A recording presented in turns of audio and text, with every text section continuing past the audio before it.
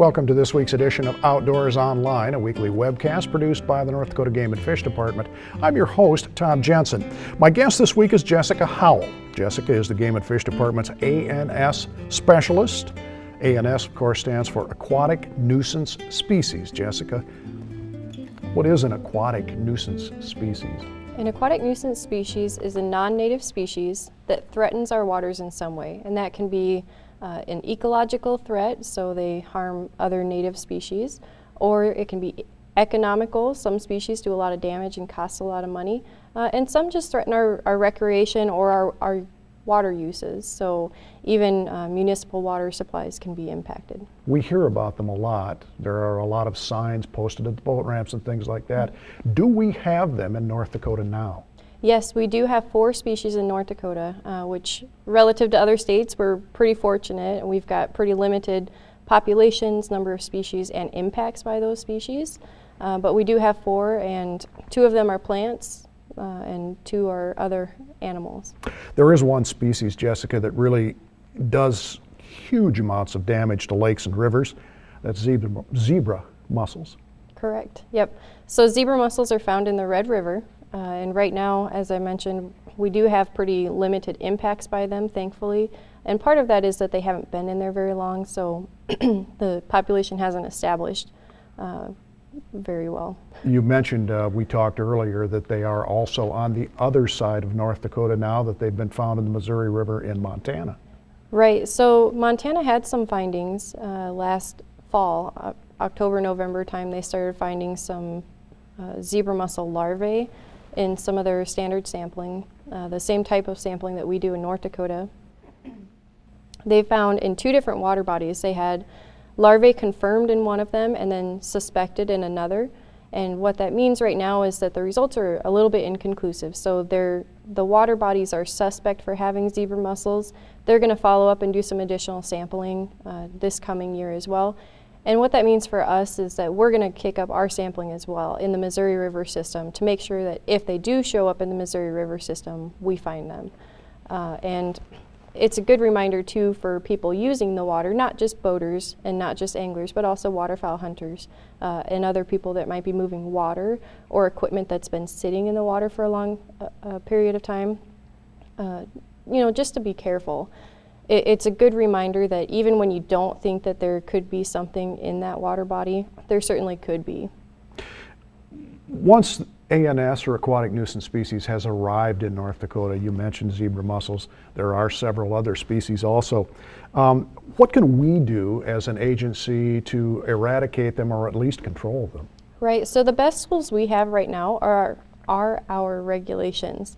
We have some pretty good regulations in effect right now. So some of the things that we require is that vegetation be removed and water be drained before a boat or other equipment comes out of a water body or leaves a water body site, I should say. Those types of activities, such as removing plants, animals, and excess mud, draining water, and then either letting your boat or angling equipment dry completely or disinfect it with hot water. Those types of activities and steps are what we recommend for boaters and anglers and waterfowl hunters to take before they move their equipment to a new water body. That'll help reduce the risk. So we do have some of that is in our regulations, such as removing vegetation and draining water, but there are additional steps people can take as well. Okay, what other aquatic nuisance species are we concerned about besides zebra mussels? Right, so unfortunately there's a lot of aquatic nuisance species in North America, and some of the ones that we're concerned about from the Great Lakes area would be spiny water flea. In particular, they're also microscopic and can be transported in water, and you'd never know because you can't see them. Snakehead are another type, or a fish that are found in Arkansas. And recently they've been having issues with them expanding into new water bodies, and they could potentially come up the Missouri River system.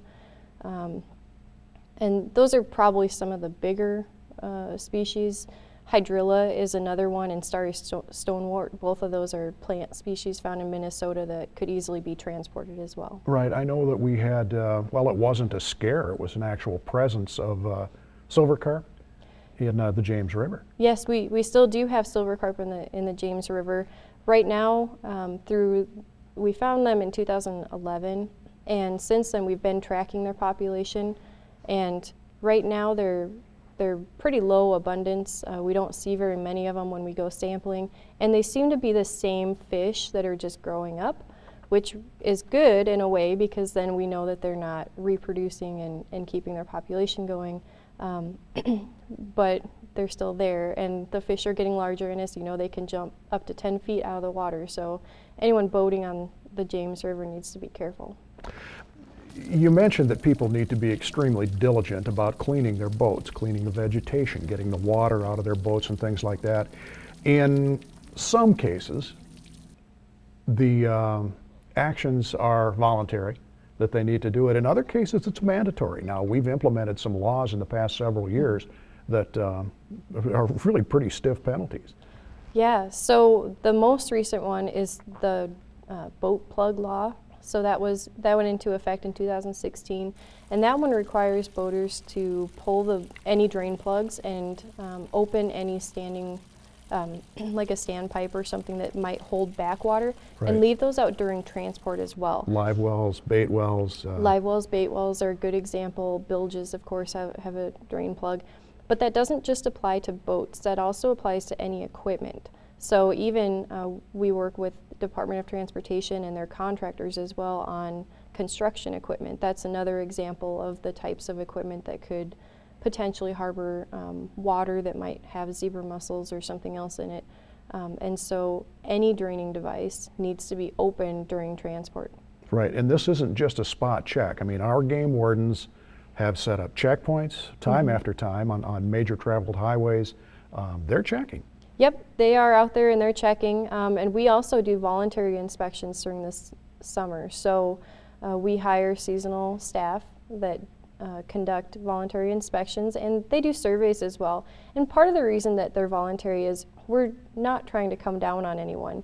We just want our angling and boating public to know what they need to do to be in compliance with our regulations. You know, we mentioned the boat drain plug is new, and we want to make sure that people know how to comply with our regulations. So we show them how to remove vegetation in areas they need to check for vegetation, areas that they need to be draining as well, and help them sometimes identify where their boat plugs are if they have more than one, you know, so.